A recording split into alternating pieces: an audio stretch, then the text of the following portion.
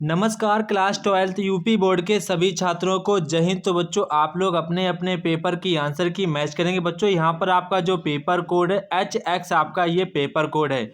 बच्चों अगर आपका पेपर कोड मैच ना हो रहा तो बच्चों आप हमें अपना जो पेपर है इस नंबर बच्चों आप लोग PDF बनाकर भेज देंगे। हम आपके पेपर का हल आपके पास सबसे पहले आपके पास प्रॉपर तरीके से भेज देंगे। ठीक है बच्चों, अगर आप बच्चों वीडियो पर नए हो तो वीडियो को प्लीज़ बच्चों लाइक सब्सक्राइब शेयर अवश्य करें। ठीक है, तो बच्चों यहाँ पर आपको सबसे पहले एग्जाम में ना रीडिंग वाला सेक्शन दिया गया जिसमें आपको एक पैराग्राफ दिया जाता था। तो यहाँ पर आपको एक पैसेज दिया गया है। ठीक है, आपको जो पैसेज दिया गया इसको आपको अच्छे प्रकार से पढ़ लेना था, तो आपने पढ़ लिया होगा एग्जाम में। इसके बाद यहाँ से आप लोगों से कुछ इंपॉर्टेंट क्वेश्चन पूछे गए थे। जैसा कि यहाँ पर आपका जो पहला क्वेश्चन है, how does language help relieve the man hitting his finger nails with hammer. ठीक है, इसके बाद यहाँ पर कह रहा है how is language used by a philosopher. तो बच्चों आपको इन क्वेश्चंस के जो आंसर्स हैं आपको पैसेज में मिल चुके होंगे। ठीक है, तो आपको यहाँ पर इसमें अगर आपने इनको ढील दिया है तो फिर आप बहुत ही मतलब कि नर्वस हो जाएंगे। अगर आपने एग्जाम में इनको कुछ ना कुछ यहाँ पर लिख के आए तो आपको मार्क्स 100% मिलेगा। ठीक है, तो बच्चों यहाँ पर हम बात कर लेते हैं। जैसे आपका यहाँ पर क्वेश्चन कह रहा है which word in the passage is opposite of weekend. तो वीकेंड का अपोजिट वर्ड क्या जो आपको पैसेज में दिया गया। तो बच्चों आपका वो वर्ड क्या हो जाएगा, स्ट्रेंथ। क्या हो जाएगा, स्ट्रेंथ जो आपका वर्ड है ये बच्चों आपके पैसेज में यहाँ पर देखो दिया गया, आपको मैं दिखा भी दे रहा हूँ।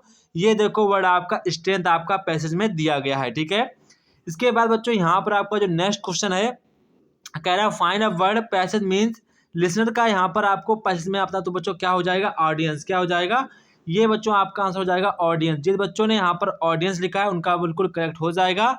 इसके बाद बच्चों यहाँ पर आपसे कह रहे हैं कि right the adjective form the word clarify. तो इसको आपको एडजेक्टिव के फॉर्म में लिखना है, तो आप इसको एडजेक्टिव के फॉर्म में कैसे लिखेंगे, CLAR क्लेरिफाइड। तो ये आपका यहाँ पर ये आंसर इसका हो जाएगा। ठीक है, इसके बाद बच्चों यहाँ पर आपका सेक्शन बी आता है जहाँ पर आपसे राइटिंग पूछी गई। तो यहाँ पर कह रहे हैं right an article any one following topics. यहाँ पर आपको 100 से 150 वर्ड में लिखना था। तो बच्चों आप लोग मुझे कमेंट बॉक्स में कमेंट करके बताएंगे कि आपने कितने पेज में इस राइटिंग स्किल्स को यहाँ पर आपने लिखा है। मतलब कि आपका ये एक प्रकार का ऐसे ही होता है, तो आपने कितने पेज में ऐसे लिखा बच्चों मुझे कमेंट बॉक्स में कमेंट करके बताएंगे। ठीक है, इसके बाद यहाँ पर आपका लेटर आता है। इसके बाद यहाँ पर आपका आता है ग्रामर। क्या आता है, ग्रामर।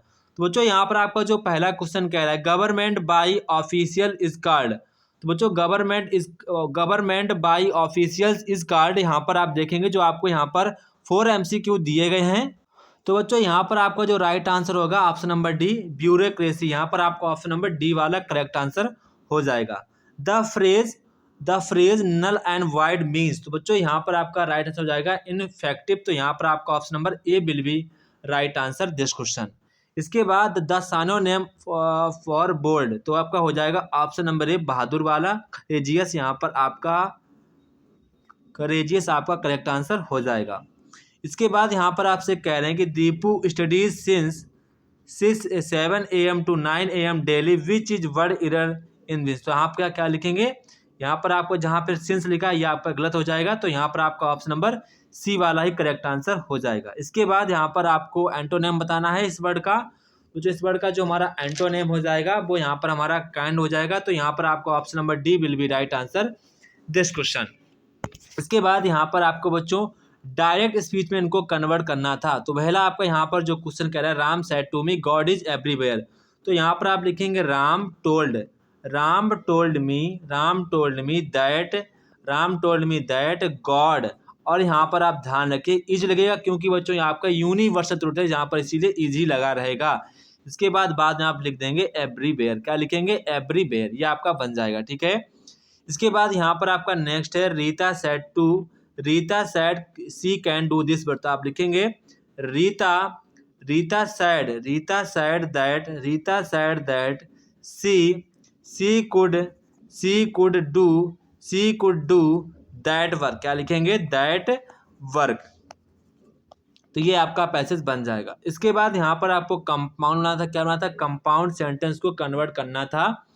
बच्चों यहाँ पर आप लोग स्वीट के बाद कॉमा लगाएंगे, जहाँ पर आप स्वीट के बाद कॉमा लगाने के बाद एंड लिखेंगे।